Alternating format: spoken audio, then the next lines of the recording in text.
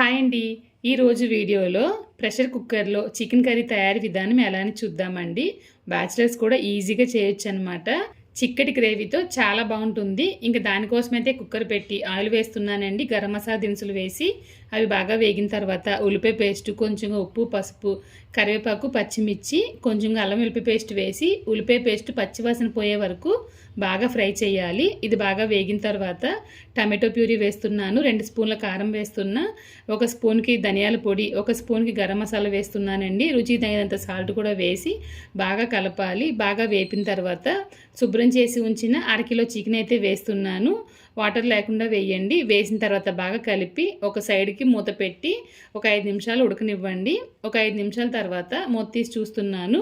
ఇప్పుడు ఒకసారి బాగా కలపాలండి. ముక్క అయితే చాలా వరకు కుక్ అయింది కదా. బాగా కలిపిన తర్వాత తగిన నీళ్లు పోస్తున్నానండి. ఒక 2 గ్లాసులు వాటర్ అయితే పోసాను. పోసిన తర్వాత బాగా కలిపి ఉప్పు సరి చూసుకోండి.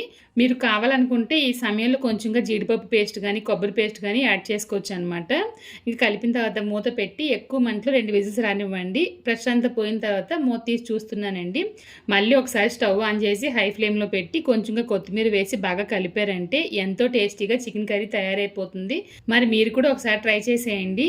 రైస్లోకి, టిఫిన్స్లోకి చాలా బాగుంటుంది అనమాట. మరి ఇటువంటి ఈజీ రెసిపీస్ కోసం మన ఛానల్ని ఫాలో అయిపోండి.